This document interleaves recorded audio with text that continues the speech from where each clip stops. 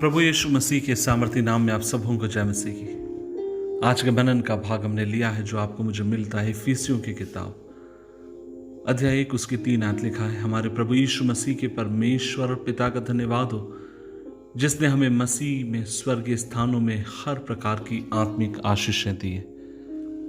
अजीजों, आपको क्या लगता है कि किस तरीके का जीवन संतोष लेकर आता है या आपको आनंदित करता है? आप मान सकते हैं कि यह सब कुछ समस्याओं, अच्छे स्वास्थ्य, विपरीत वित्तीय सुरक्षा और प्यार करने वाला अगर आपके पास एक परिवार हो तो आपको लगता है कि आपका जीवन संतोष से भरा हुआ होगा। लेकिन यह सब बातें प्रेरित पौलुस के अनुभव में नहीं थी। आप और मैं देखते हैं उसकी जिंदगी इसके विपरीत थी।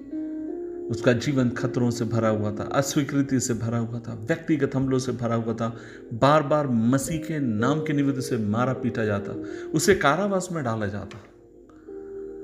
फिर भी उस कारावास में रहकर भी वो दावा करता है इस बात का कि उसने मसीह यीशु में संतुष्ट रहना सीख लिया। और वो संतुष्ट रहना किस प्रकार सीखता है? वो कहता है कि जो कुछ आपके पास है उसमें संतुष्ट रहो। उसने जो रहस्य खोजा था, आप जानते हो वो रहस्य क्या था संतुष्ट रहने का? वह था अपने परमेश्वर के ऊपर अपने ध्यान को केंद्रित करना, आनंदित होना। पौलुस जानता था कि वो आध्यात्मिक रूप से सरदर्द था।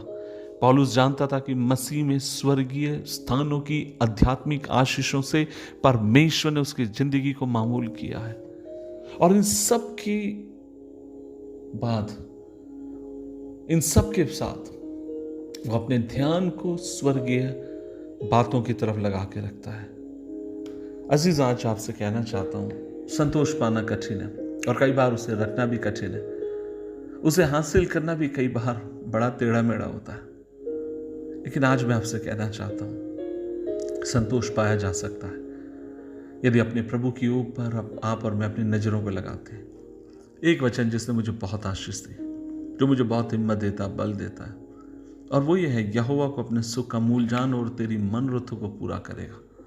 इसका मतलब ये है, हर एक वह व्यक्ति जो अपने ध्यान को परमेश्वर की ओर लगाता है, एक एक चीज के लिए प्रभु के ऊपर आश्रित है, और उसने दुनियावी बातों से बढ़कर प्रभु को अगर आनंद का स्रोत माना है, तो मैं आपसे कहना चाहता हूं, परमेश्वर कभी आपको छोड़ेगा नहीं। आपकी जिंदगी को वो आनंद से भरने वाला परमेश्वर है। कठिनाइयां आपको मुझे नीचे करने की कोशिश करेंगी, कठिनाइयां आपको मुझे संतुष्ट रहना सिखाएंगी, कठिनाइयां आपको मुझे तुलनात्मक बनाएंगी, लेकिन सबके परे हमें प्रभु पर आश्रित रहना है। अजीजों, मुझे मौका मिला एक बार एक रात में जेल के भीतर सुसमाचार के लिए रहने के लिए, और मैं आपसे कहना चाहता हूं, बड़ा आनंद का समय था।